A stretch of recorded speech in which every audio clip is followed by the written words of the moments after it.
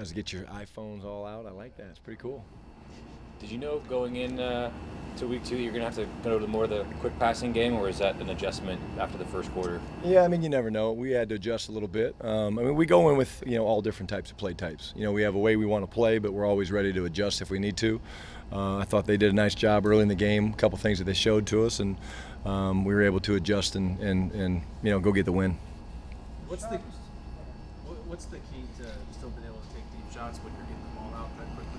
I mean, again, we think we'll always be able to do that. You don't have to always do it off a hard run fake, right? The big one to DK late in the game. I mean, that's still a deep pass. It's not the play pass I'm sure you're talking about. We still have those. Again, we just each week we go in with a plan. We certainly had a bunch that we liked last week. They did a nice job up front early in the game against us, and we were able to again adjust and kind of feature some other things that maybe got the ball out of his hand a little bit quicker. Sorry to ask the simple question, but why not do it all the time? Pass protection issues. Well, I mean, again, it's just something that we think is important, but we also like to again throw our deep, big play passes, and again, it was great for us last year. It's been things that feeds off the running game.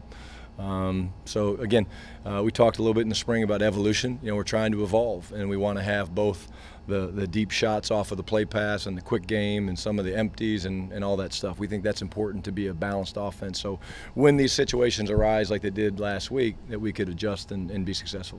You talked about how much you trust Will Disley just in general, and to get 2 shots to him in the red zone for touchdowns coming off the knee injury he did. How nice is that for you to see, just and to have that at your disposal? Just really pleased for him. I mean, he's such a great person, really a good football player. From the moment he got here, we knew he was so talented, and again, I see a better football player now than I saw even in college. I think the instincts and the ability to make people miss, the tough catches that he makes, he just does so many things really, really well. So I was happy for him, but I think again to him it really wasn't a big deal. I mean, hey, this is what I'm supposed to do. He had a great first game last year, but for him to come back and do that was cool. And again, the first touchdown was really probably the better trust factor of Russ, right? I mean, 55 I think was right there running with him, and he kind of threw it high and away, and got it up quick, and Dis came down with the catch. So that's cool to see, again, that me to you factor that we talk about with the quarterback throwing it to people. The way you guys move Tyler around, just how much does that help with him being able to be all over in motion and just do all the different things he's doing? It certainly helps. I mean, he's such a good player, both inside and outside. People are going to try to find him. We talked a little bit about Cincinnati, and again, I don't think Cincinnati game plan to take him away because we have too many other pieces, but some of the coverages that they played ended up taking him away in certain regards. So you move him around, you have a hard time. I think, again, we talked about that too in the spring, and that's why after 1 week you're kind of like, you don't want to get too high or too low. We weren't able to move him as much in the first game just because we didn't have as many plays. But it's important that I joked in the spring saying that I don't even think I'll know where Tyler is just because we want to move him around. And he's so smart. He understands what we're trying to do, understands all the concepts, which is easy for me to plug and put him in different spots. What is your assessment of the offensive line and how they've played so far, and I guess particularly in the pass protection? Yeah. Again, this is a hard league. Again, Cincinnati surprised us with some stuff. They threw some stuff at us. I mean, Pittsburgh has led the league the last 2 years in sacks. We don't ever check up. The cool thing I thought was after I think the third sack, Russ went right down there and was like, "Hey guys, we're good, we're fine." He doesn't get flustered. They don't get flustered. Again, each week they're going against some of the best athletes in all of sports. And that defense in that noise, that was a difficult challenge as well.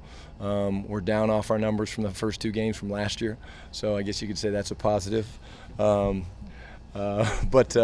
again, those guys are going to battle, and they're not going to ask for anything. They're just going to keep fighting. And again, we were able to kind of wear Pittsburgh down, I thought, late in the game, and the pass protection after that was terrific.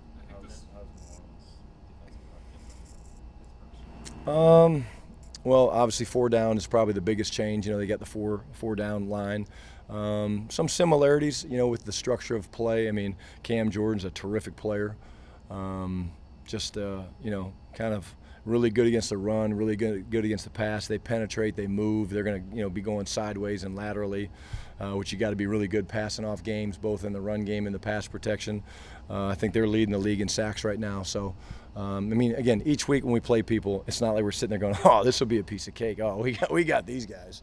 They all got problems that they create, and New Orleans, they throw a bunch of different pressures at you. You know, they'll be coming from all over the place, and we'll have to really trust our rules and be communicating. The good thing is it's at home, which should help us do a good job of communicating and being on the same page, which gives you a chance to be successful.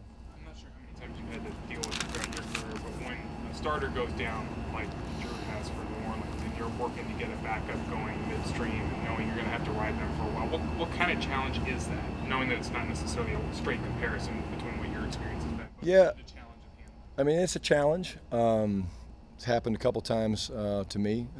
Bradford, twice, I think, actually. Austin Davis, Coach Austin Davis is actually one of the guys that went in. I think the benefit that they have, number one, Sean and Pete Carmichael do a great job, but they know these guys. Like, it's when you know the players that are behind your starter, that helps you, because at least you understand, okay, hey, this is what this guy does well, this is what this guy does well. I think that helps you, but it causes some late nights. You have to go and, okay, hey, what do we want to do with this? And how do you know, if in their case, do they decide to share the load? We'll see. But you certainly don't want to see it. Drew's certainly a friend of mine, really good friend of mine, and he'll be back. But I'm quite certain they'll have a really good plan coming in here. In the second half, how much is it on Russ at the line of scrimmage to identify pressure, make the right checks? Or for the most part, is he taking the call and just executing and finding the right guy? I mean, how much work is he doing pre-snap at the line of scrimmage? There's always some. I mean, Justin Britt does a great job for us. I mean, Justin really drives, you know, a lot of the declarations and things we do in terms of setting the blocking pattern and how, okay, hey, we're working this way, we're doing that. Russ has what we call kind of the trump card. He can fix something and say, hey, I don't like that, let's go here. But when we're playing really fast and in a rhythm, he doesn't have to do much. But the cool thing, again, we talked about his growth in the system, is he is much more comfortable solving things now.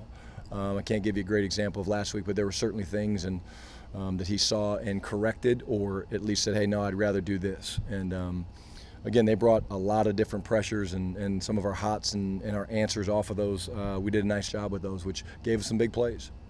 When Chris has had a couple of fumbles and all that, is that something you kind of make a big point of emphasizing during the week, or you just kind of let him alone, or how do you kind of handle that? Well, I mean, again, we're always going to address it. I mean, that's our job as coaches. Chris is a true pro. I mean, nobody hurts more than him in that regard. We always address it. It's kind of our standard of who we want to be. But you know, Chris understands that he needs to take care of the football, and we all do. It's just it's the mindset, and again, the one backed up. I mean, that was a tough situation. Again, I didn't really like the call, to be honest with you. You know, kind of blitz off the edge, and you know, kind of whiffed off the edge, and so the guy showed up quick. I mean, I'll take that one. But I believe Chris understands how important it is. He knows that nobody's more upset than him. And again, good thing we've been able to do. We haven't played perfect, but we've found a way to win 2 games against 2 good teams, and standing here 2-0, getting ready to go play another good team. How important was that to let him have that moment where he has a fumble and he's out of the game for a little bit, then he comes back on that big one? It was awesome. When you watch it, when you look at the film, I mean, which you guys have seen, I mean, we blocked it well, but there was some penetration, and he was not going to – I mean, you want to see a determined runner, go watch that clip. I mean, he was not going to be denied. It was really cool. I mean, you guys should go back and look at it. I mean, it was really a cool concept. There's a little bit of penetration. Bud Dupree kind of shot across George's face, I think, and but Chris wasn't going to be denied. So, again, we never thought twice about who we were going to give it to. Do you need to design some more downfield blocking for Russell Wilson?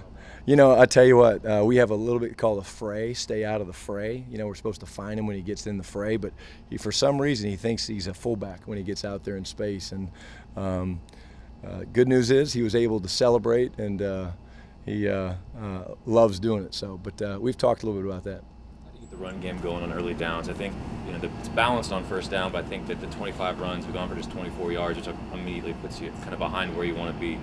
Yeah, again, I mean, we've looked at the runs, we've looked at the problems we had. Again, Cincinnati's really, you know, kind of a thing that we pushed it away, but they did surprise us with some stuff. You know, again, it's just our combinations, staying our combinations better, getting our movement. We did pop some good runs. I mean, Chris had a nice run. We were backed up to the right, 18-yard run or something like that. But it's just a consistency.